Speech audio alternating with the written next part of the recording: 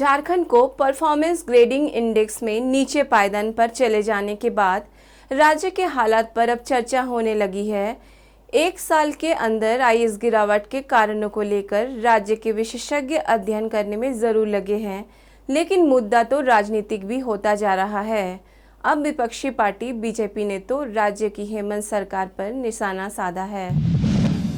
Performance grading index में झारखंड का स्थान गिर जाने पर बीजेपी ने वर्तमान राज्य सरकार को इसके लिए जिम्मेदार माना है। बीजेपी के प्रवक्ता प्रदीप सिन्हा का कहना है कि पिछले दिनों नीति आयोग की रिपोर्ट में भी झारखंड का स्थान खराब रहा है। अब परफॉर्मेंस ग्रेडिंग में गिरावट होना राज्य सरकार के कार्यों को दिखा रहा है। अभी कुछ दिनों पहले ही नीति आयोग की जो रिपोर्ट जारी हुई थी, उसमें झारखंड बिहार से महज एक पायदान ऊपर, यानी जो सबसे निचले रैंक में बिहार थी उससे एक पायदान ऊपर झारखंड था। और अब परफॉर्मेंस ग्रेडिंग इंडेक्स जो जारी की गई है, उसमें झारखंड का पिछले साल के मुकाबले 7 पायदान नीचे आ जाना निश्चित रूप से सत्ता में जो लोग बैठे हैं उनके लिए चिंता का विषय होना चाहिए। क्योंकि जब समग्र विकास की बात आती है तो मूल्यांकन हर स्तर पर होता है।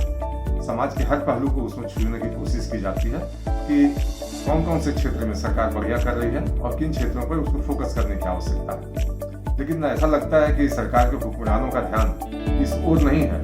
बिल्कुल बदले हुए अंदाज में उनके राजनीति करने का तरीका ऐसा है कि भले हम राज्य स्तर पर कहीं भी हों, भारतीय स्तर पर भी हम खड़े कहीं दिखाई न दें, लेकिन अपने पीठ थपथपाने की आदत से वो बाज नहीं आते। इधर सरकार चला रही पार्टी कांग्रेस के नेताओं ने केंद्र सरकार पर ही निशाना साधा है।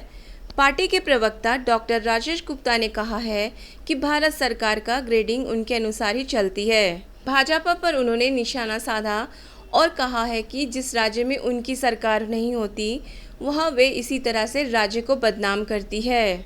भारत सरकार का ग्रेडिंग उनके अनुसार चलती है। किस प्रकार वैक्सीनेशन में बर्बादी की बात कही जो बिल्कुल झूठी थी, तथ्य से परे थी।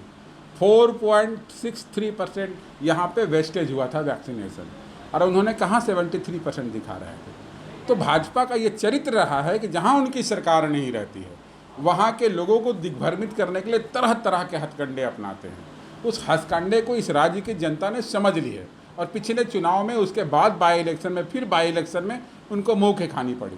तो भाजपा अपना चरित्र, अपने कैरेक्टर को ठीक करे। वैसे तो राज्य के विकास को लेकर कई तरह के आंकड़े आते रहते हैं, लेकिन झारखंड जैसे राज्य जहां कई क्षेत्र पिछड़े हैं, वहां का आकलन करना ज़रूरी होता है।